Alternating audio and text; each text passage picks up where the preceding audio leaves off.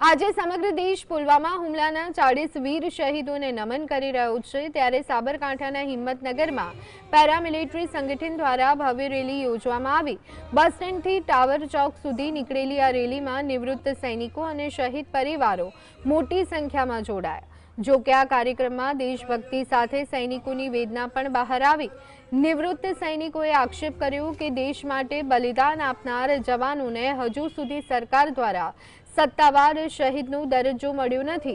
વર્ષ 2004 પછી પેન્શન બંધ કરી દેવાતા નિવૃત્ત જવાનોની આર્થિક સ્થિતિ દયનીય હોવાનો સૂર વ્યક્ત કરાયો હતો।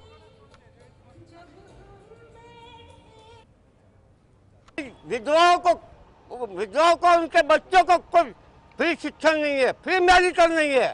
क्यों वो गोली खा के आया देश के लिए नहीं खाई क्या? वो देश के लिए खाइए। वो रात भर जगता है बॉर्डर पर, तब तुम लोग सोते हो। कोई सेवा करने के लिए मेरा भाई नहीं गया, मैं भी सेवा करके 31 साल करके आया हूँ, रात दिन एक करके आया हूँ। आने के बाद मुझे कैंसर हुआ, दर दर भटकना पड़ा है मुझे। આજની સરકાર જે કહેવાય જવાનોના નામે ખૂબ આદરણીય પ્રધાનમંત્રી શ્રી એમની દિવાળી હોળી હોય અમારા બીએસએફ આઈટીબીના જવાનો સાથે જ મનાવતા હોય છે, પણ જે શહીદનો દરજ્જો નથી મળ્યો, જેથી લોકો જાણે કે સરકાર પણ લોકોથી જ ચાલતી હોય છે।